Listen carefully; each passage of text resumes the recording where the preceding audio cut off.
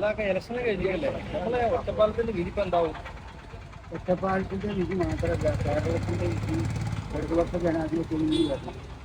ജനങ്ങളെ ചേർത്ത് പിടിച്ച് നിർത്തിയ ഒരു ഗവൺമെന്റാണ്.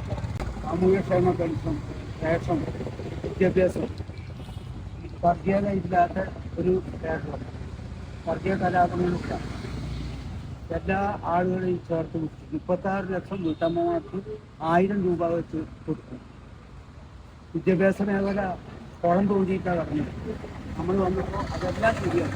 സ്കൂളിൽ വിദ്യാഭ്യാസമൊക്കെ നമ്മൾ ഇതിനെ അണിഞ്ഞ് ഒരുക്കി നിർത്തിയാൽ മതി. പഠിപ്പിക്കാനുള്ള സംവിധാനമില്ല. ഭരണവിരുദ്ധ വികാരം ഉണ്ടെന്നൊക്കെ പറയണല്ല. അങ്ങനെ ഒരു വികാരം ഉണ്ടാവാൻ പാടില്ല. അത് ഉണ്ടായിക്കഴിഞ്ഞാൽ ഇതൊക്കെ നഷ്ടപ്പെടും. ഇപ്പം നമ്മൾ 3000 രൂപ പെൻഷൻ കൊടുക്കും, റേഷൻ കൃത്യമായി കൊടുക്കും, എല്ലാ മേഖലയും ഇതിനെ സംരക്ഷിച്ചിരിക്കും. ആയമാര്, അംഗനവാടി ടീച്ചർമാർ, അങ്ങനെ അവസരത്തിൽ കിടക്കുന്ന എല്ലാ ആളുകളും സഹായിക്കുന്ന ഒരു ഗവൺമെൻറ്റാണ്. ഈ 10 കൊല്ലം ഇവിടെ ഒരു പ്രശ്നങ്ങൾ ഉണ്ടായിട്ടില്ല, ഒരു കലാപം ഉണ്ടായിട്ടില്ല.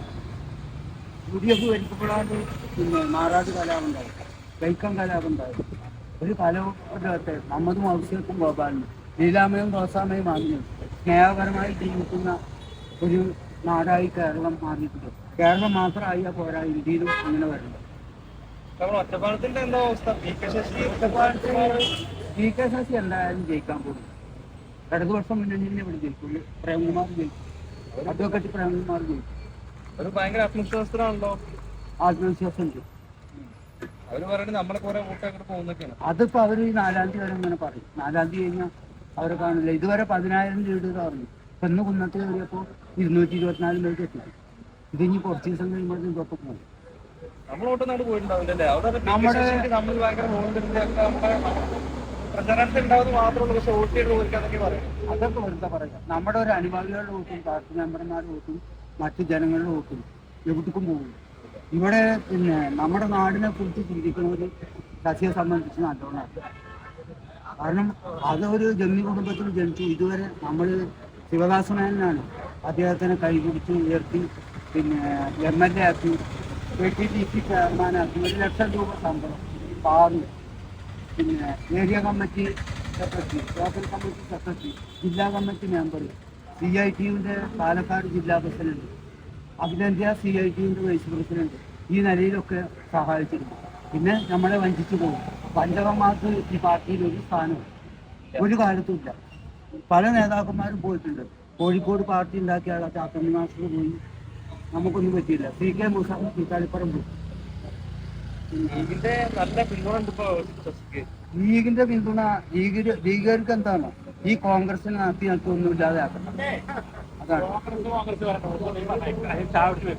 അവരൊപ്പം കൂടിയാലൊക്കെ അവർ ചതിച്ചിട്ടുള്ളൂ. നമ്മൾ EMS കൂട്ടി, EMSനെ കൂട്ടി, EMSനെ ചതിച്ചു. മലപ്പുറം ജില്ല കിട്ടി, മലപ്പുറം ജില്ല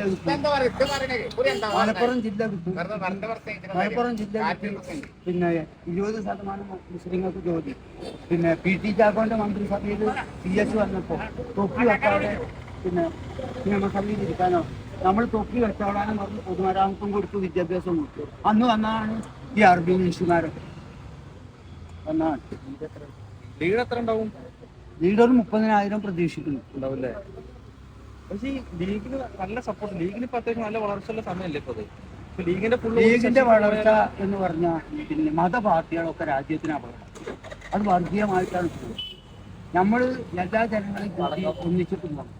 ഇതൊരു കേരളം മഹാബലിയുടെ നാടാണ്, മഹാബലിയുടെ നാടാണ്. ആ നാടായിട്ടാണ് പോയി പിണറായി ഇക്കാലം അത്രയും പോയിട്ടുള്ളത്. ഇനി അങ്ങനെ പോകും.